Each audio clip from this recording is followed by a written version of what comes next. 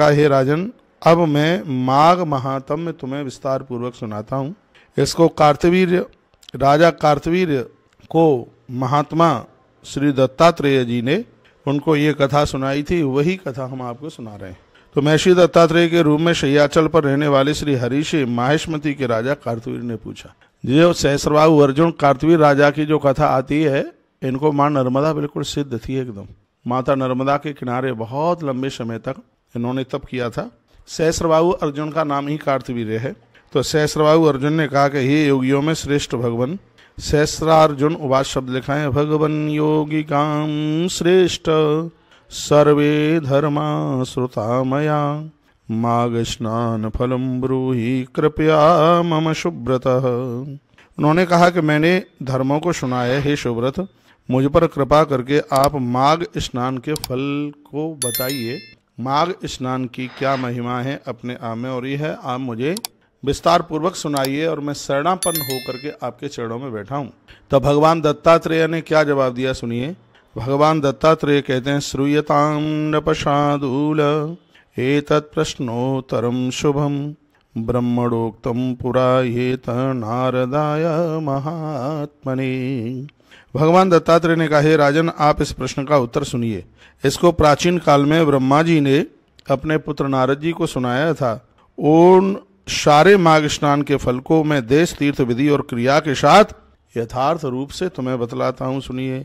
विशेष रूप से इस कर्म भूमि रूपी भारतवर्ष में जो लोग माघ स्नान नहीं करते हैं, उनका जीवन बिल्कुल व्यर्थ ही बताया गया है।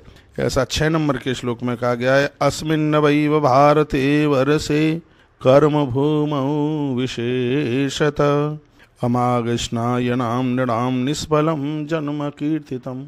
उनका मनुष्य जीवन ही बिल्कुल व्यर्थ है जिसने अपने जीवन में माघ स्नान नहीं किया।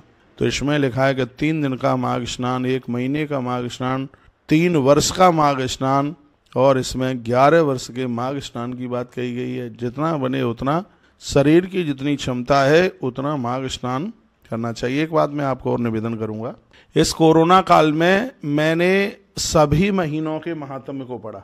मैं 12 महीनों के महात्म्य का वर्णन कर रहा हूं। मैंने बहुत इसको बारीकी से पढ़ा है। कार्तिक के प्रति मेरी भारी श्रद्धा है, अगहन के प्रति मेरी भारी श्रद्धा है, बैशाख के प्रति मेरी भारी श्रद्धा है। बैशाख का महीना भी बड़ा अद्भुत है।